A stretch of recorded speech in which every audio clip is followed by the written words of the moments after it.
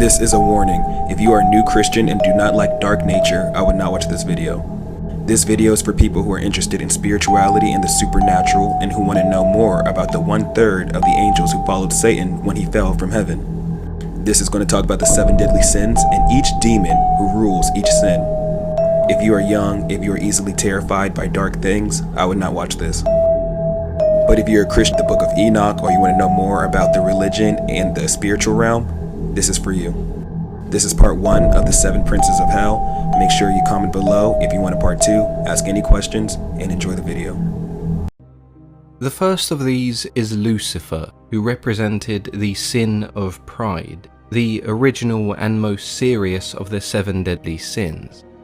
As there is an entire video devoted to Lucifer, I won't go into too much detail here, but in this regard Binsfeld is referring to Lucifer the fallen angel.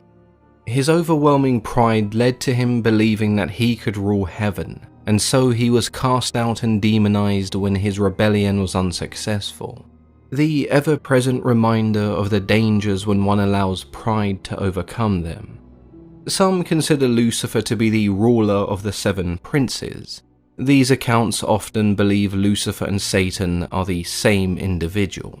Other classifications who don't agree see Satan as the figurehead of hell, an entity separate from Lucifer. They even sometimes replace Lucifer with another fallen angel figure, such as Azazel. The second demon Binsfeld mentions is Mammon, whose name roughly translates to mean money, and I'm sure you've guessed he is the embodiment of our next sin, greed. In scripture, Mammon isn't necessarily a physical being, more so a concept surrounding money, wealth, and greed. Over time this began to change, and it was during the Middle Ages Mammon became more than just a concept.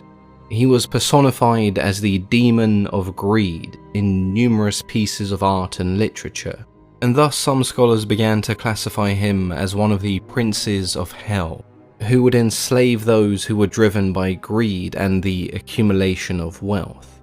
At times Mammon can be confused with Beelzebub, and though they both can be seen as demons of greed, greed and gluttony aren't necessarily the same thing. The third prince of hell is Asmodeus, who represented the sin of lust.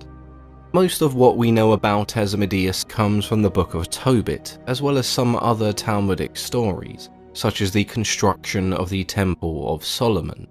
Many saw his role as spreading lust through the land. From common people to kings and queens, nobody was safe. In the Book of Tobit, he fell in love with a woman named Sarah and prevented her from marrying anyone else.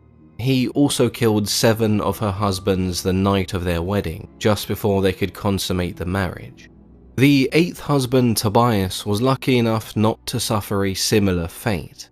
Following advice given to him by the archangel Raphael, he was able to repel the demon. He placed a fish's heart and liver over some burning coals, and when Asmodeus paid them a visit that evening, the smell caused him to flee, where he would later be bound by Raphael.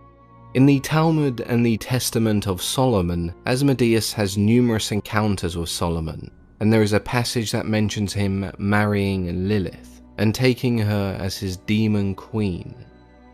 His appearance can vary, but most of the time we see a part man, part animal hybrid. The Kabbalah explains this as him being a Cambion, a half-human, half-demon offspring, his mother a succubus and his father King David. The 4th demon prince, according to Binsfeld, was Leviathan, which represented the sin of envy. This one may seem a little odd, as when most people think of the Leviathan, they think of an enormous sea monster, not exactly something you'd assume would be found in hell. It has dozens of interpretations and meanings across numerous religions, but this association with envy and the princes of hell that Binsfeld speaks of is a Christian concept.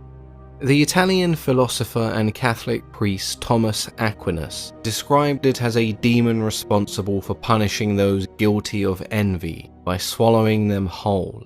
Leviathan was also often seen as representing the gates of hell. In Anglo-Saxon art, the entrance to hell was seen as the gaping mouth of a monster, known as the Hellmouth, or the Jaws of Hell, with the Leviathan being seen as all sorts of creatures from a giant sea serpent to a large whale or even a crocodile. It's likely the creature's gaping maw was enough to influence this Anglo-Saxon motif.